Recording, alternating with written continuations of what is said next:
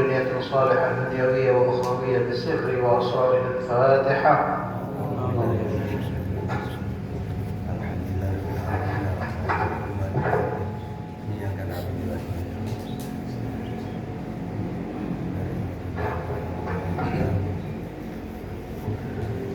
Assalamualaikum warahmatullahi wabarakatuh. Waalaikumsalam warahmatullahi wabarakatuh.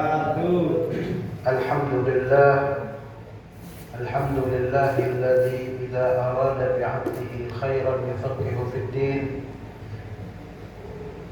Wassalatu wassalamu ala sayyidina Muhammadin khairil awwalin wal akhirin wa ala alihi at-tayyibin at-tahirin wa ala ashabihi al-muntajabin al-mayamin.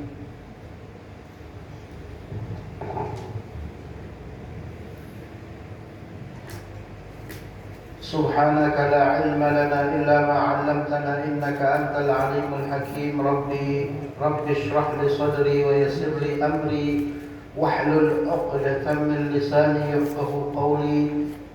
Allahumma la tusallit 'alaina bidunubina man la yakhafuka fina wa la yarhamuna. Allahumma arzuqna fahman nabiyyin wa hifdzal mursalin wa ilhamal malaikatil muqarrabin. Amma ba'd. Ya ayyuhal muslimun rahimakumullah, yang saya muliakan bapak-bapak, adik-adik, para santri kan?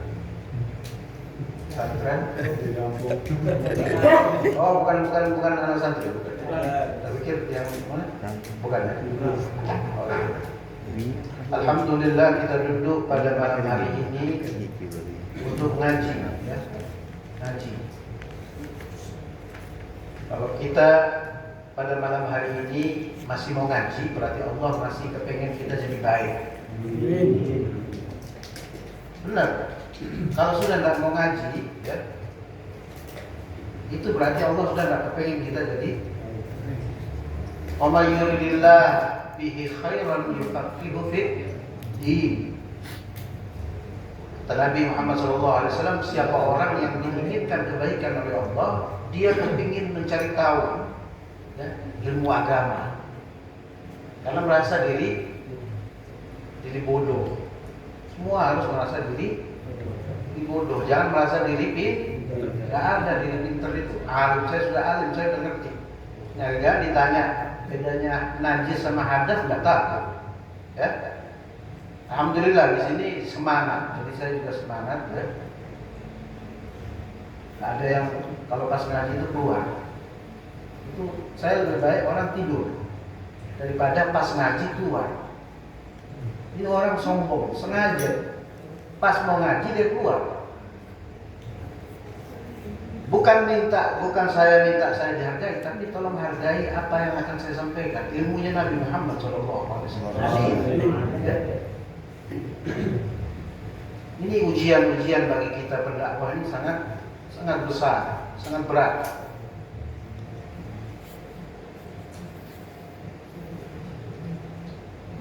Ibn Ruslan di dalam Zubat beliau mengatakan wal ilmu asna sa'iril a'mal. Ya, wa huwa dalilul khair wal ifdal. Jadi menuntut ilmu itu paling mulianya ibadah, paling utamanya ibadah. Karena orang, ya, beribadah tanpa ilmu ditolak, nggak diterima. Beribadah tanpa ilmu ditolak. Man amila amalin bighairi ilmin fahuwa rad. Orang berilmu, beribadah, beramal, nggak tahu ilmunya ditolak. Tidak sah saudara. Saya kasih contoh, Udah pernah saya kasih contoh. Sunnah itu kan tasyahud awal itu kan sunnah, ya, itu sunnah, bukan rukun. Dianggap rukun sama dia pas sudah berdiri nih, dia duduk lagi. itu sahnya sholatnya tidak sah. Karena dia mengutamakan yang sunnah daripada yang wajib. Karena berdiri itu wajib, rukun, ya. Rukun di dalam sholat. Mudah-mudahan ilmu kita bermanfaat, bisa diamalkan ya dalam ibadah. Karena Allah itu, saya sering katakan, tidak disembah dengan kebodohan, ada ilmunya. Itu kata Ibn Ruslan. Al-ilmu asna sairul a'mali wa huwa dalilul khair wal ifdal. Ilmu itu paling utamanya ibadah, ya, dan itu tanda kebaikan yang Allah berikan kepada dia dan kemuliaan yang Allah berikan. Orang-orang yang duduk menuntut ilmu kita ini sekarang ini, itu diibaratkan malaikat itu membentangkan sayapnya di atas kepala-kepala kita. Dan hewan-hewan di darat maupun di laut beristighfar memohon ampun kepada kita. Dan kita ya, punya orang tua yang sudah meninggal di alam kubur, pada malam hari ini mau diazab oleh malaikat, kita baru keluar dari rumah mengucapkan bismillah, itu malaikat tak jadi hisab. Pulang malaikat. Di dalam riwayat dikatakan seperti itu. Banyak keutamaannya orang menuntut ilmu. Ya. Sini tidak ada yang buat. Tidak ada. Kita mulai ya. Bismillahirrahmanirrahim. Qala al-mu'allif rahimahullahu ta'ala wa nafa'na bihi wa bi ulumihi fid dharain amin. Sampai di babun nahyi 'anis salami 'alal jalis liqada'il hajah. Ya. Bab yang menerangkan tentang larangan kita mengucapkan salam kepada orang yang sedang duduk dan dia sedang buang hajat. Itu larangan. Larangannya makruh, kan kemarin sudah ya. Sudah di qala ashabuna, berkata ashabuna, ya ulama mazhab Imam Asy-Syafi'i, yukrahus salam alaih, dimakruhkan ya, mengucap salam kepada qadil hajah, orang yang sedang buang hajat. Fa in sallama, kalau au yusallim, atau diucapkan salam kepadanya, ya, lam yastahib jawaban, maka tidak wajib menjawab salamnya. Lagian juga orang lagi dodok. Ya, dodok. Ngapain diucapin salam ya? Ya mungkin karena kalau tidak tahu ya. Pak Torik sudah lancar ya? Ya, lancar. Bisa ya? Lagi 2 kali bisa masuk YouTube nanti.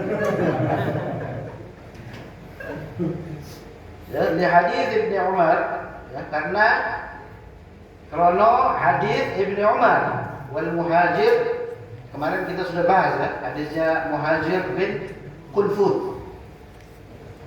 Ya, ada orang datang kepada Nabi. Nabi sedang buang air kecil, dia mengucapkan salam, Nabi tidak menjawab salamnya. Ya, sehingga Nabi berwudu. Setelah berwudu, Nabi mengutarakan alasannya. Kenapa saya tidak mengucapkan salam? Karena Nabi menginginkan fadilah, keutamaan ketika berzikir itu dalam keadaan bersuci. Nabi saja masih cari fadilahnya. Kita yang belum jelas ini, ya? Belum jelas kan nasib kita ini. Kita belum jelas ini jadi saya pikir ya, setelah saya pikir dan saya renungkan, kehebatan seorang muslim itu berada pada saat dia ittiba kepada Nabi, mengikuti sunnah-sunnahnya Nabi. Bukan pada kewajiban-kewajiban. Itu sudah wajib ya wajib. Ini wajib. Tidak hebat. Karena wajib, sudah standar. Tapi manakala dia mampu mengamalkan sunnah-sunnahnya Nabi, itu orang yang dapat kemuliaan. Ya, sudah ada contoh banyak orang-orang hebat ya, yang sekarang yang masih hidup. Habib Umar bin Hafid itu orang yang selalu saya lihat gerakan-gerakannya itu, khutbahnya ya. Itu sunnahnya Nabi. Selalu pakaiannya sunnahnya Nabi. Bahkan sendalnya itu kalau hari Jumat pakai baju sendal putih, tongkatnya tongkat putih. Ini tidak main-main ini, mengikuti Nabi sempurna. Ya. Posisi beliau saya lihat kalau khutbah itu memegang tongkat dengan tangan kiri dan tangan satunya kanan memegang mimbar itu. Gambaran di dalam kitab Nabi kalau khutbah seperti itu. Ya. Jadi Habib Umar bin Hafid, kita lihat beliau mendapatkan kemuliaan dari Allah, dan siapa ketika beliau ada di Indonesia, semua orang seluruh Indonesia pengen ketemu beliau karena beliau mengamalkan sunnahnya Nabi Muhammad SAW. Ya, itu sunnah hebat. Orang yang bisa menjalankan sunnah itu hebat, orang hebat. Kelihatannya sepele, tapi sulit kan? Sulit. Jadi hadis ini sudah disebutkan oleh Ibnu Umar ya, di dalam bab sebelumnya. Kemudian kita sambung bab ma yaqulu idza kharaja minal khala'i. Bab ma yaqulu, apa yang dikatakan seseorang ketika dia keluar dari WC, kamar mandi. Kamar maksudnya toilet ya. Dia berkata, ghufranak, alhamdulillahilladzi azhaba 'anni al-adza wa 'afani. Ini sunnahnya Nabi mengucapkan doa ketika keluar dari kamar mandi. Kok moro-moro tiba-tiba Nabi mengucapkan meminta ampun? Kenapa itu? Di situ tidak ada ya. Itu ada di syarahnya, di penjelasannya. Itu karena ya, ghufranak ini kalau kita belajar bahasa Arab maf'ul mutlak. Sebenarnya dia kalimatnya as'aluka ghufranak. Aku memohon kepada Engkau wahai Allah ampunanmu. Ya. Kenapa Nabi masih mengucapkan memohon ampun setelah keluar dari kamar mandi? Ada dua pendapat di sini, para ulama mengatakan khaufan min tarkid dzikri bil lisan. Jadi khawatir atau takut meninggalkan zikir ketika berada di kamar mandi. Jadi Nabi mohon ampun nih. Ya bukan Nabi saja, kita harusnya begitu juga. Kan di dalam kamar mandi tidak boleh berzikir secara lisan. Ya di hati boleh kan ya. Jadi sampai di situ detailnya ajaran Rasul ini, karena khawatir atau takut tidak berzikir, meninggalkan zikir manakala berada di kamar mandi, keluar kamar mandi Nabi SAW meminta ampun kepada Allah Subhanahu wa Ta'ala. Ya, atau ada pendapat yang kedua, khaufan min taqsirihi qada'il hajah fi ada'i syukri hadhihi ni'mah al-jalilah. Jadi orang yang meminta ampun ketika keluar dari kamar mandi itu ya, ini kelasnya orang-orang soleh. Ya, kita juga bisa sebenarnya. Kenapa orang soleh bisa, kita tidak bisa? Iya kan?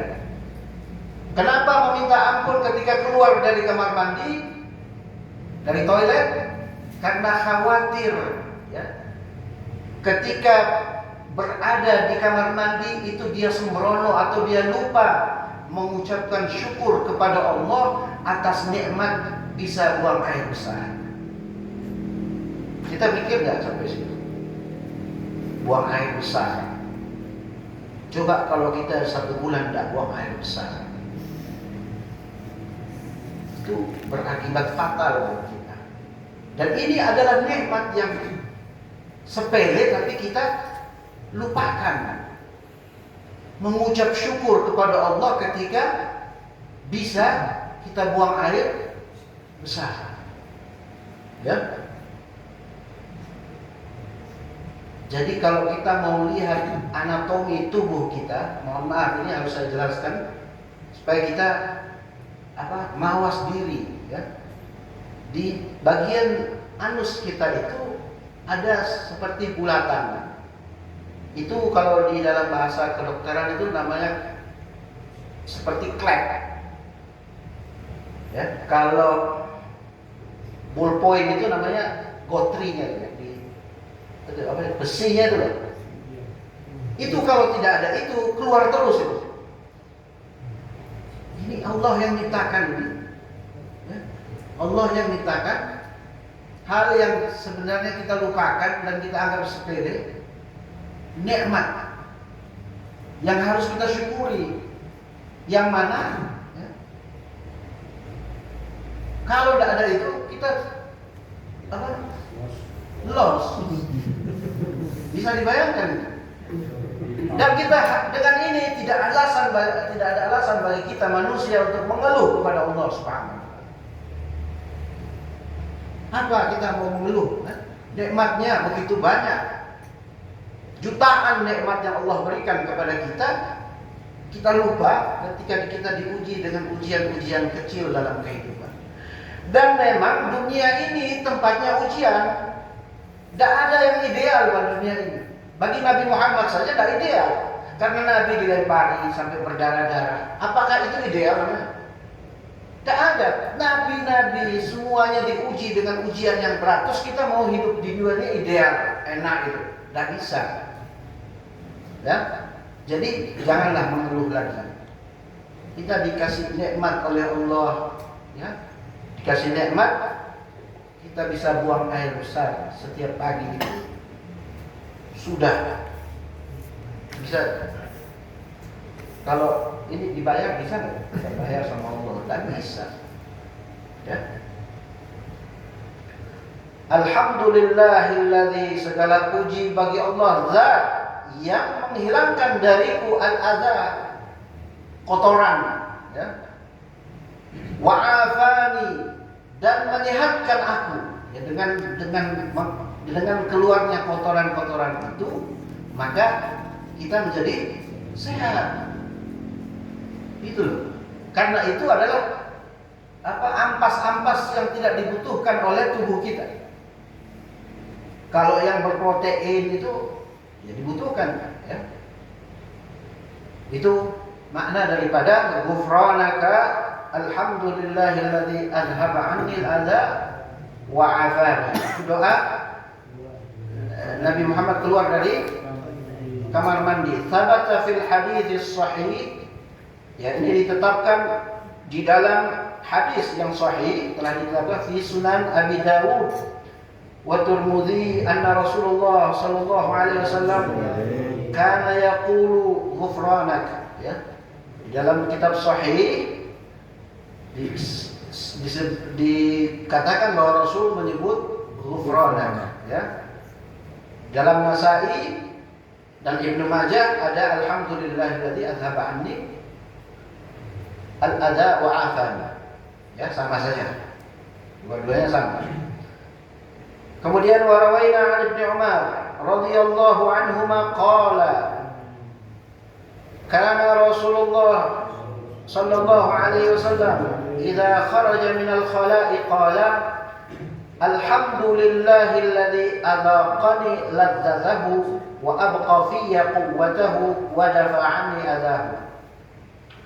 Jadi masih sama, cuma beda konteksnya. Rasul ketika keluar dari kamar mandi, beliau berdoa, alhamdulillah, segala puji bagi Allah, zat yang adaqani ladzatahu, yang membuat aku bisa merasakan kelezatan makanan. Ini kita tidak terpikirkan sampai sini. Ya. Wa abqa fi quwwatahu, dan menetapkan bagi aku, ya, wa abqa fi quwwatahu, dan menetapkan bagi aku makanan itu sebagai kekuatan. Ya. Ya, kalau kita makan yang ada proteinnya, ada vitaminnya, pasti kita menjadi kuat. ya menjadi kuat. Dia ada yang berproses menjadi nutfah, ya, mani. Ada yang dia lari ke otak, dia jadi nutrisi, sehingga kita tidak gampang pikun. Ya, itu semua Allah yang ngasih proses, ya, sehingga menjadikan tubuh kita itu kuat. Dan makanan itu, ya, bisa menjadikan tubuh kita sehat, bisa menjadikan tubuh kita sakit. Ya, tinggal kita yang menentukan makanan apa yang kita mau makan. Ya, harus selektif terhadap makanan, apalagi yang sudah umur kayak Cak Mat ini.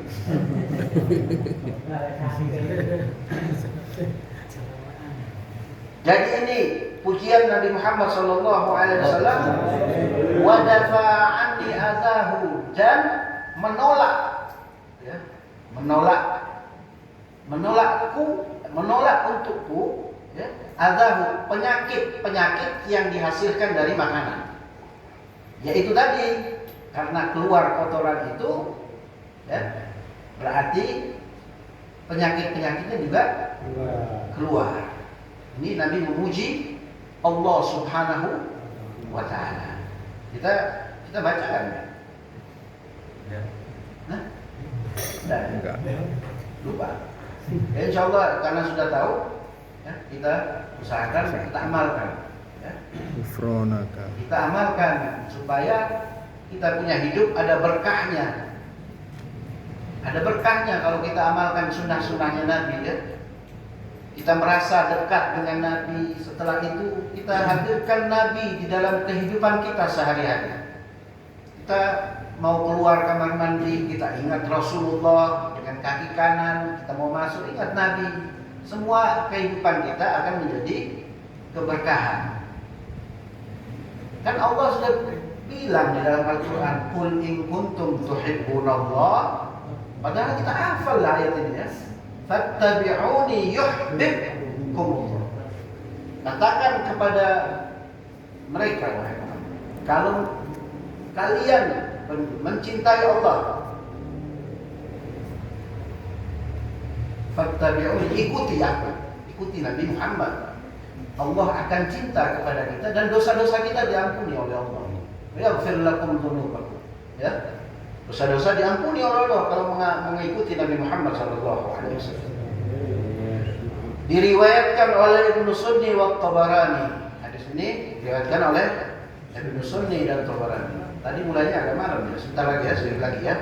Ini bab yang baru. Babu ma yaqulu idza arada sabba ma'il wudu wa istiqa'ahu. Jadi bab apa yang dikatakan ketika sabba ma'il wudu.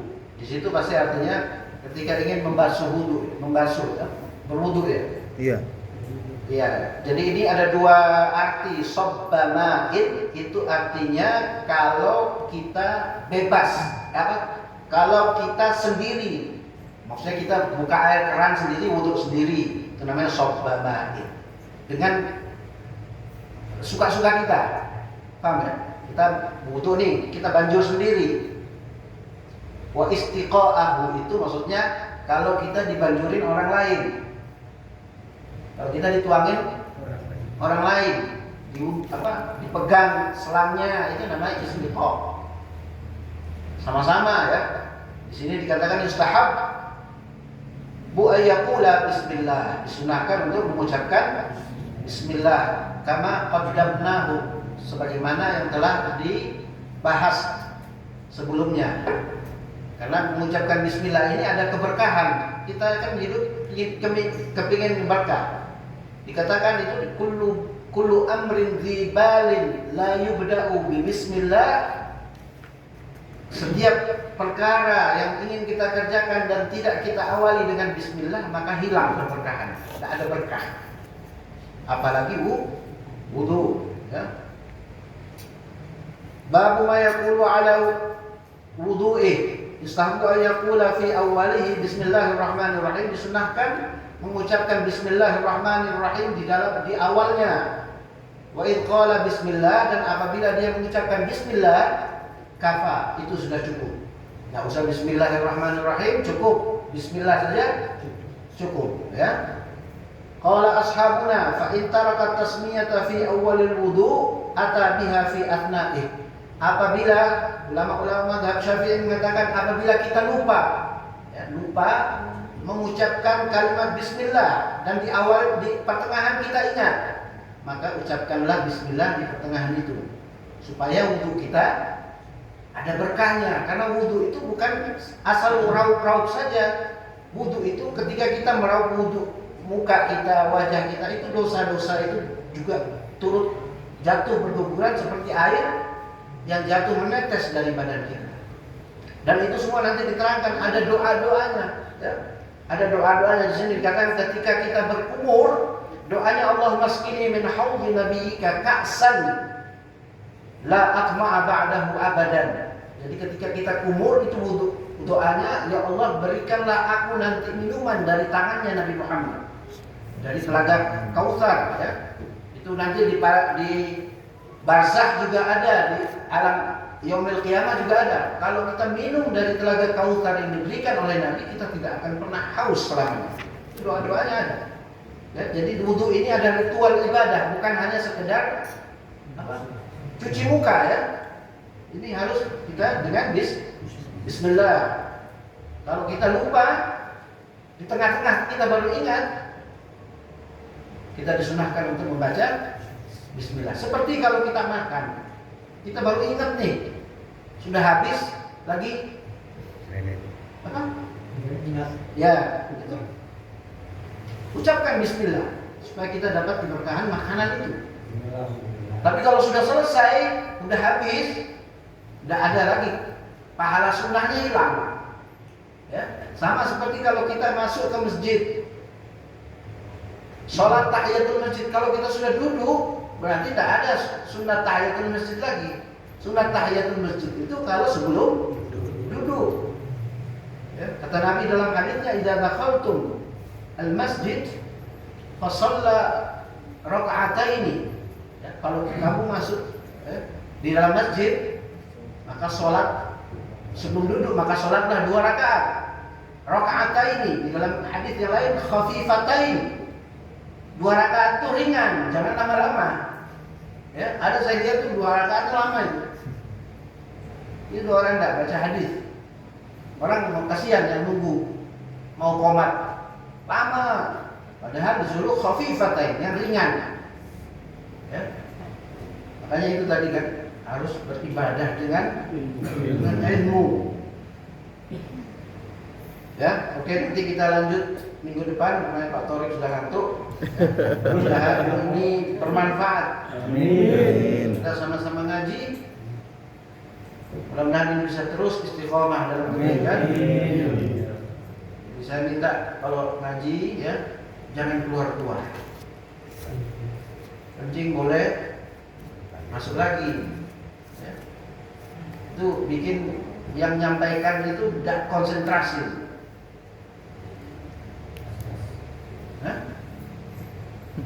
Was-was.